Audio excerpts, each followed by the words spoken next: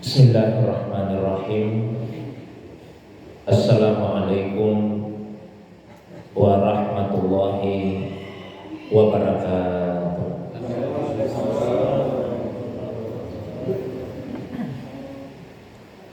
Alhamdulillahilladzi 'allamal Qur'an khalaqal insan wa 'allamahul bayan. Wassalatu wassalamu ala khairil anam Sayyidina wa habibina wa syafi'ina wa maulana Muhammadin wa ala alihi wa ashabihi wa ala manittaba'an nur allazi unsila ma'ahu ila yaumil furqan, amma ba'du. Jamaah subuh yang semoga dirahmati, dimuliakan oleh Allah Subhanahu wa taala. Alhamdulillah, subuh ini kembali kita dihadirkan, dipertemukan oleh Allah Subhanahu wa taala dalam majelis yang semoga dimuliakan ini untuk sama-sama menambah pengetahuan agama kita. Salawat dan begitu pula salam penghormatan semoga senantiasa Allah curahkan kepada kekasih kita Rasulullah Muhammad sallallahu alaihi wasallam. Begitu pula kepada keluarga beliau, para sahabat dan juga pengikutnya yang senantiasa istiqamah menghidupkan sunnah Nabi sallallahu alaihi wasallam. Jamaah subuh yang semoga dirahmati, dimuliakan oleh Allah Subhanahu wa taala. Sebagaimana biasa, mengawali kajian kita, saya bacakan satu wasiat yang disampaikan oleh mursyid atau guru kami, Syekh Sayyid Abdul Rahim As-Sugam wal Makkah qaddasallahu atalallahu umrahu wa baqa'ahu, di dalam kitab Arba'un wa Isruna wasiyatan min wasaya al-mursyid. Subuh ini kita sampai pada wasiat yang ke-21. Qala mursyiduna atalallahu umrahu wa baqa'ahu, utlubul ilma minas sholihin fa innal ilma tajidunahu fi ayyi makan walakin tajiduna barakatal ilmi fis sholihin. Yang artinya, mursyid kami berkata, tuntutlah ilmu dari orang-orang yang soleh, karena sesungguhnya ilmu itu bisa didapatkan di mana saja. Akan tetapi kamu hanya akan bisa mendapatkan keberkahan ilmu itu dari orang-orang yang soleh. Jadi wasiat ini intinya adalah keberkahan ilmu. Karena itu saya mulai dengan menjelaskan apa yang dimaksud dengan berkah. Kata berkah diserap dari bahasa Arab barakah, ya, barakah. Kata ini mempunyai beberapa makna. Di antaranya adalah kebaikan yang melimpah. Ya. Kemudian ulama kita juga menjelaskan bahwa barakah itu adalah sesuatu yang memberi lebih daripada yang biasanya. Sesuatu yang memberi lebih daripada yang biasanya. Berkah ini bisa ada pada benda, berkah juga bisa ada pada tempat, berkah bisa ada pada waktu, berkah juga bisa ada pada orang. Jadi ketika ada sesuatu, ada tempat, ada waktu, ada orang-orang tertentu yang memberikan nilai lebih dibandingkan dengan yang biasa, maka itu dinamakan dengan berkah. Jadi sesuatu yang memberi aksar mimma huwa mutawakka, ya, lebih daripada apa yang biasa. Saya berikan contoh misalnya, Masjidil Haram, Masjid Nabawi, Masjidil Aqsa, itu semua disebut dengan masjid-masjid yang berberkah. Mengapa demikian? Karena masjid itu memberi nilai lebih dibandingkan dengan masjid yang lain. Kalau kita salat di masjid-masjid tersebut, nilai pahalanya itu lebih besar daripada salat di masjid yang lainnya. Maka itu disebut dengan berkah karena dia memberikan nilai lebih. Ramadan misalnya disebut dengan syahrul mubarak, bulan yang diberkahi. Kenapa demikian? Karena jika ada yang melakukan kebaikan di dalam bulan Ramadan, nilai kebaikan itu lebih besar daripada kebaikan yang sama yang dilakukan di luar dari bulan Ramadan. Maka dia adalah bulan yang berberkah. Kan misalnya disebutkan di dalam sebuah riwayat, jika ada yang melakukan amalan sunnah di bulan Ramadan, itu nilainya setara dengan amalan wajib di luar Ramadan. Kalau ada yang melakukan amalan wajib di bulan Ramadan, maka nilainya setara dengan 70 amalan wajib yang sama di luar Ramadan. Berarti bulan itu adalah bulan yang berberkah. Sama juga misalnya Lailatul Qadar, itu diistilahkan juga dengan Laila Mubarakah, malam yang diberkahi, karena nilai kebaikannya lebih baik daripada malam-malam yang lainnya. Hari Jumat juga adalah hari yang berberkah, karena di dalam hari Jumat itu terkandung berbagai macam kebaikan yang tidak dijumpai pada hari-hari yang lain. Satu saja misalnya, Nabi pernah menyampaikan bahwa di hari Jumat ada satu saat, ada satu waktu, siapa yang berdoa persis bertepatan dengan waktu itu, maka apapun yang dia minta Allah akan ijabah, Allah akan penuhi. Jadi kalau ada yang berdoa persis di waktu itu pada hari Jumat, apapun yang diminta Allah akan ijabah, Allah akan penuhi. Meskipun ulama beda pendapat dalam menetapkan waktu apa itu, karena ini waktu rahasia. Ada ulama yang berpendapat waktu yang dimaksud yaitu setelah selesai salat subuh di hari Jumat sampai matahari terbit. Ada juga ulama yang berpendapat yaitu ketika khatib duduk di atas mimbar, sampai dengan selesainya salat Jumat. Tapi pendapat yang lebih banyak diikuti ulama, waktu yang dimaksud yaitu setelah selesai salat asar pada hari Jumat sampai dengan terbenamnya matahari. Intinya hari Jumat itu hari yang berberkah karena di dalamnya ada kebaikan yang tidak dijumpai pada hari-hari yang lainnya. Nah, ada juga orang-orang tertentu di dalam Al-Quran yang Allah Subhanahu wa ta'ala sifati sebagai orang-orang yang diberkahi. Wa barakna alaihi wa ala Ishaq. Kami telah berkahi Nabi Ibrahim, kami juga berkahi Ishaq. Karena mereka adalah nabi-nabi pilihan Allah Subhanahu wa ta'ala, yang tentu saja pada diri mereka ada kebaikan yang tidak dijumpai pada orang yang lainnya. Itu namanya berkah. Nah, selain tempat, waktu, manusia, berkah juga bisa ada pada benda. Baik itu benda yang konkret maupun benda yang sifatnya maknawi. Yang konkret misalnya makanan, minuman. Kalau makanan atau minuman itu berberkah, maka dia akan memberikan nilai lebih dibandingkan dengan yang lainnya. Contoh di masa Nabi, satu mangkok susu diminum satu bala tentara kaum muslimin dan semua merasa kenyang.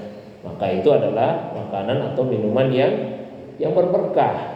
Jadi kalau misalnya ada air satu gelas seperti ini, ukuran normal satu orang yang minum hilang hausnya.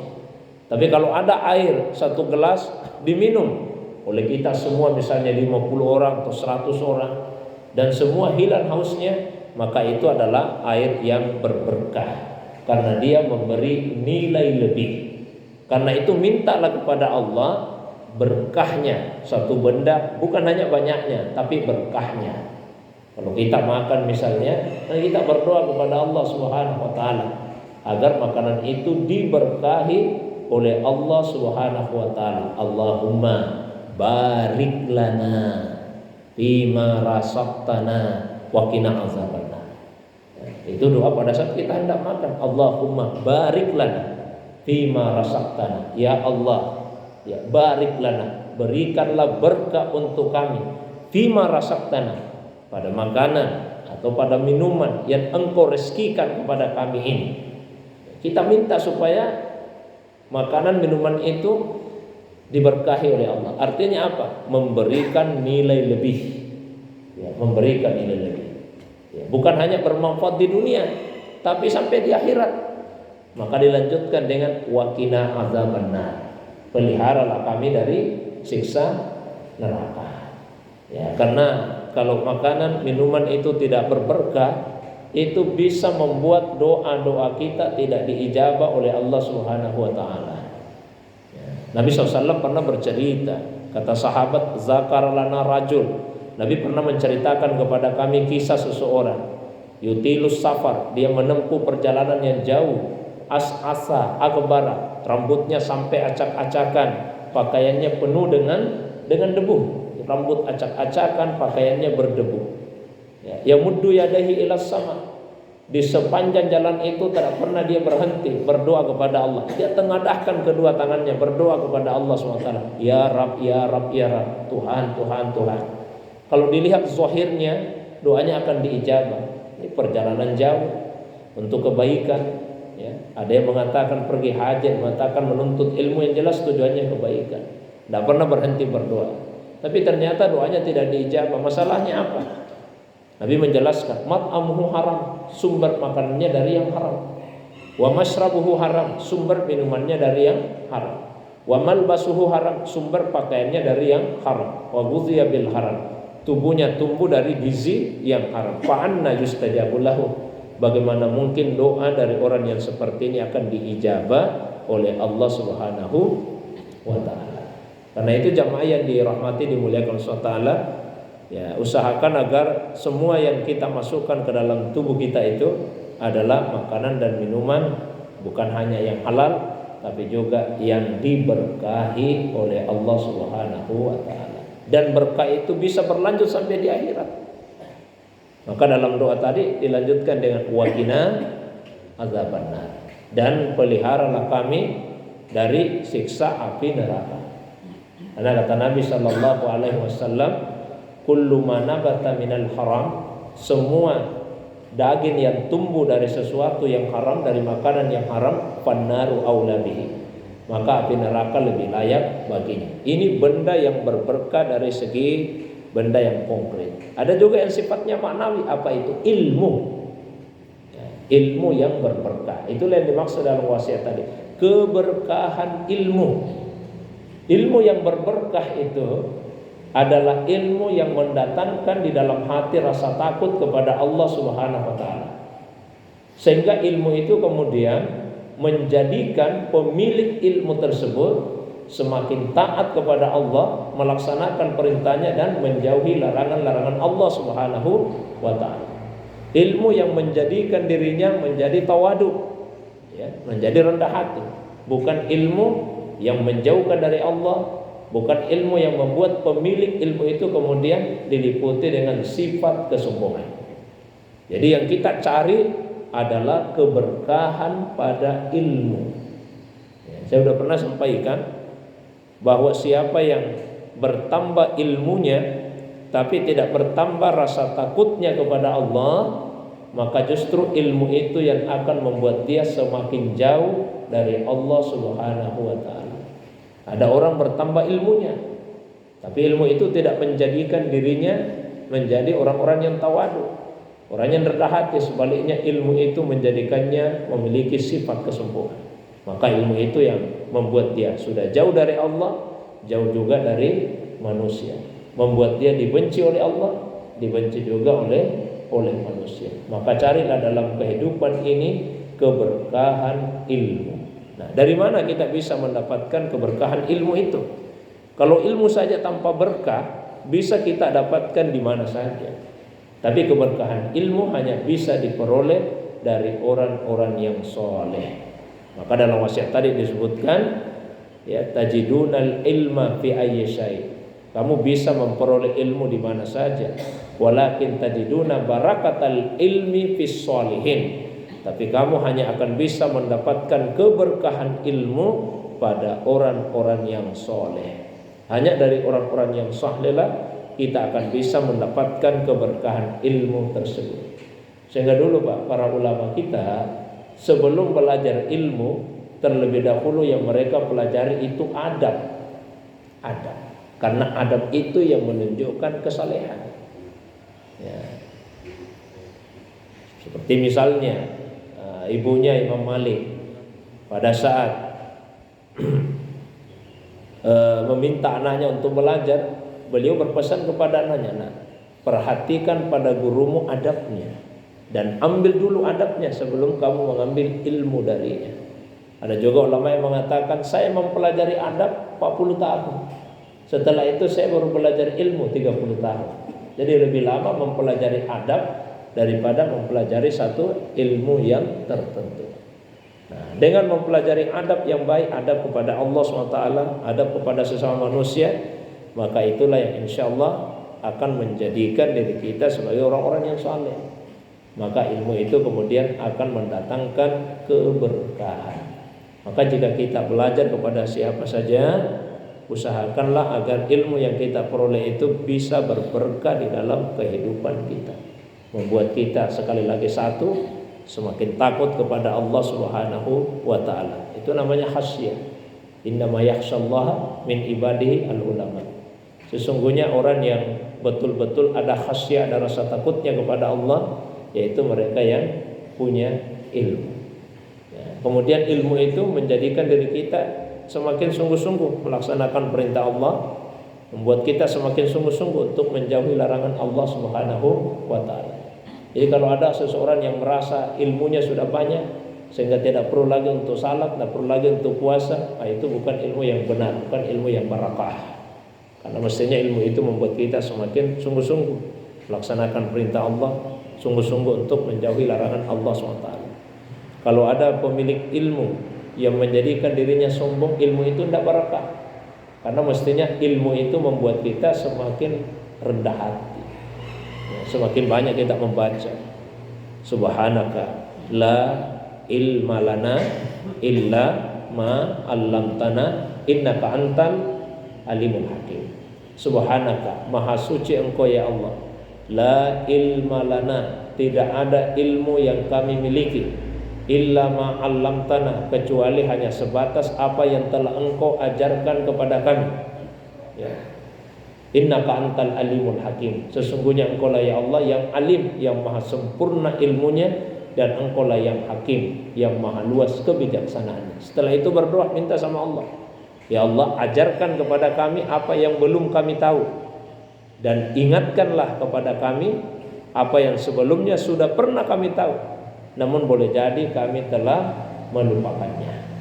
Dan jangan lupa, sebagai bentuk cara kita memuliakan ilmu itu, yaitu dengan senantiasa mendoakan guru-guru kita yang soleh, ya, yang telah mengajarkan ilmu kepada kita. Mungkin saya sudah pernah sampaikan, Imam Ahmad rahimahullahu ta'ala anhu, selama 40 tahun beliau sujud di dalam salat. 40 tahun ini, 40 tahun sujud di dalam salat. Yang dibaca apa? Allahumma ghafirli wali walidayya wali Muhammad bin Idris. Ya Allah, ampunilah dosaku, ampunilah dosanya kedua orang tuaku, dan ampunilah dosanya Muhammad bin Idris. 40 tahun di dalam salat, ketika sujud, doa itu selalu dibaca oleh Imam Ahmad. Ya Allah, ampuni dosaku, ampuni dosa kedua orang tuaku, dan ampuni dosanya Muhammad bin Idris. Siapa itu Muhammad bin Idris? Beliau adalah Imamun Syafi'i rahimahullahu ta'ala anhu, Imam Syafi'i. Dan Imam Syafi'i itu adalah guru dari Imam Ahmad. Nah, ini sekaligus menunjukkan pada kita bolehnya berdoa di dalam sujud dengan doa yang tidak terdapat di dalam Al-Quran, dengan doa yang tidak terdapat di dalam hadis, selama permintaan itu memang hanya bisa ditujukan kepada Allah Subhanahu wa ta'ala saja. Saya kira itu pengantar kajian kita di subuh ini. Seperti biasa, saya berikan waktu yang lebih lapang. Kalau ada yang ingin didiskusikan, didialogkan, baik yang berkaitan dengan pembahasan tadi atau masalah agama yang lain di luar dari apa yang saya sampaikan, saya persilakan kepada ibu bapak sekalian. Demikian, wa ilallahi turja'ul umur. Wassalamualaikum warahmatullahi wabarakatuh.